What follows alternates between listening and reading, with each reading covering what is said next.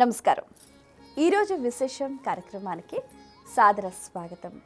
యాదేవి సర్వభూతేషు శక్తి రూపేణ సంస్థిత నమస్తస్యై నమస్తస్యై నమస్తస్యై నమో నమః.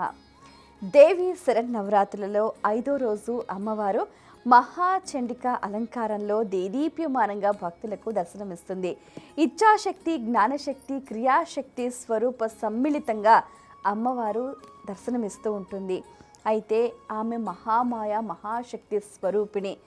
ఆమె దశభుజాలతోటి సింహవాహన రూఢురాలై కథన రంగంలో చండముండులనే ఘోర రాక్షసుల్ని సంహరించిన నేపథ్యంలో చాముండా అనే నామంతో విఖ్యాతి చెందింది. ఈ నేపథ్యంలో ఆమెకు చండి, మహాచండి అని చెప్తూ ఉంటారు.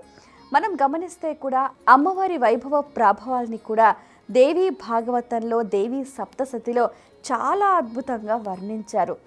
ఘోర రాక్షసులైన చండముండులో అనేక మందిని వివిధ రకాలుగా బాధ పెడుతున్న నేపథ్యంలో ప్రతి ఒక్కరికి సుఖశాంతులు, ఆనందాన్ని కలుగచేయాలనే ఒక నేపథ్యంలో అమ్మవారు ఉద్భవించి వారిని సంహరించి అందరికీ కూడా శాంతిని చేకూర్చింది.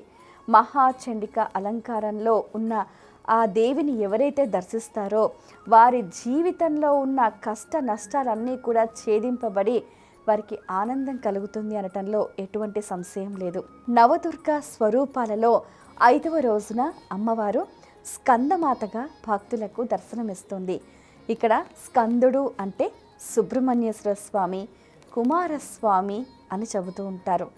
మరి అటువంటి ఆ స్వామివారు ఎంతో చక్కగా అమ్మవారి ఒడిలో ఆసీనుడవుతాడు.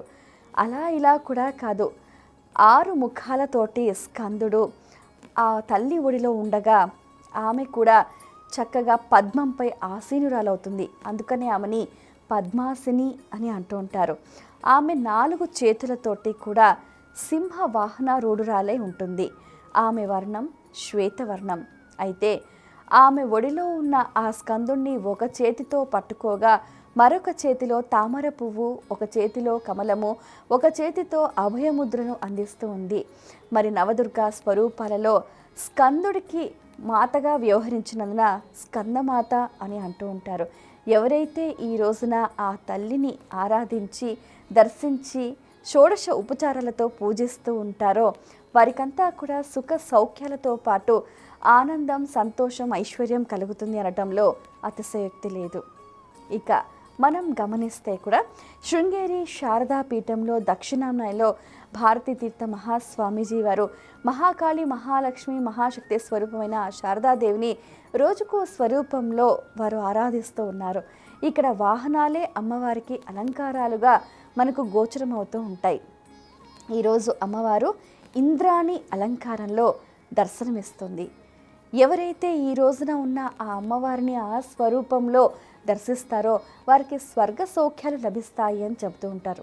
ఎందుకు అనంటే ఆమె దేవేంద్రుని శక్తి అయిన వజ్రాయుధాన్ని చేతధరిస్తూ ఉంటుంది. ఐరావతాన్ని అధిరోహించి ఉంటుంది.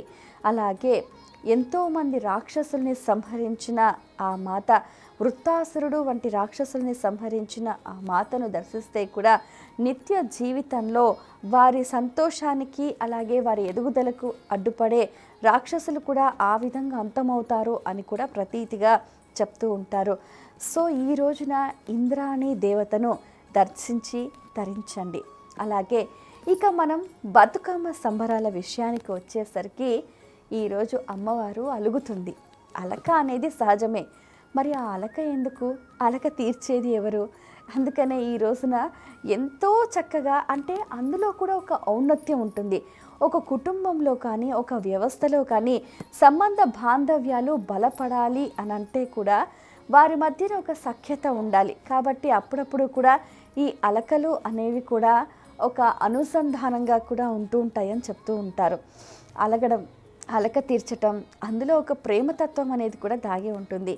మరి ఈరోజు అమ్మవారు అలిగిన బతుకమ్మ అని అంటూ ఉంటారు. ఆవిడకి వాళ్ళు ఎవ్వరూ ఏ నైవేద్యం పెట్టరు. మళ్ళీ తర్వాత ఏ రూపంలో దర్శనమిస్తుందో మరొక విభాగంలో తెలుసుకునే ప్రయత్నం చేద్దాం. ఇక తిరుమల వైభవ ప్రాభవాల విషయానికి వచ్చేసరికి సప్తగిరులపై కొలువై ఉన్న ఆ 7 కొండల వారికి శ్రీవారి నవాహ్నిక సాలకట్ల బ్రహ్మోత్సవాలలో భాగంగా ఉదయం స్వామివారు కల్పవృక్ష వాహనంపై ఊరేగగా సాయంత్రం సర్వభూపాల వాహనంపై భక్తులకు దర్శనమివ్వనున్నారు. మనం గమనిస్తే కల్పవృక్ష వాహనం ఇది కోరిన కోర్కెలు తీర్చి కొండంత అండగా నిలిచే కల్పవృక్షం. మరి శ్రీదేవి భూదేవి సమేతంగా మలయప్ప స్వామివారు కల్పవృక్ష వాహనంపై ఊరేగుతూ భక్తులను అనుగ్రహిస్తూ కటాక్షిస్తూ ఉన్నారు.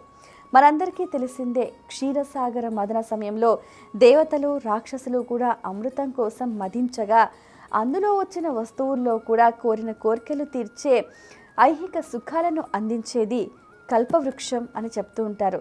అటువంటి కల్పవృక్ష వాహనంపై ఆసీనుడైన మలయప్ప స్వామిని దర్శిస్తే ఐహిక ఆమూష్మిక కోరికలు కూడా తీరుస్తాడు అన్నది కూడా ప్రతీతి.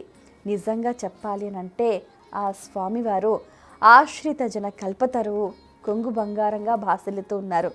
మరి కల్పవృక్షంపై ఉన్న ఆ స్వామివారిని దర్శిస్తూ తరిస్తారు భక్తులు. సప్తగిరీషుని సేవలో సర్వభూపాలుడు. ఈ సర్వభూపాల వాహనానికి ఓ ప్రత్యేకత ఉంది. ఇది ఒక బంగారు మండపం. రాత్రిపూట విద్యుత్ దీప కాంతులతో శ్రీదేవి భూదేవి సమేతంగా మలయప్ప స్వామివారు దీదీప్యమానంగా వెలుగొందిపోతూ ఉంటారు.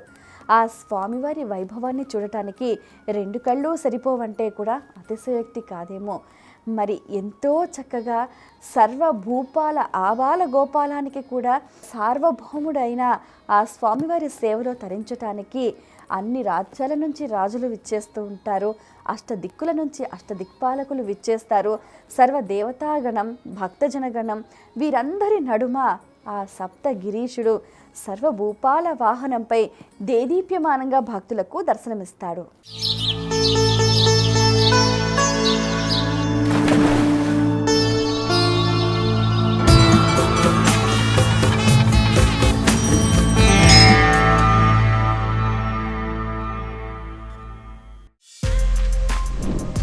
For more videos like this, subscribe Big TV channel.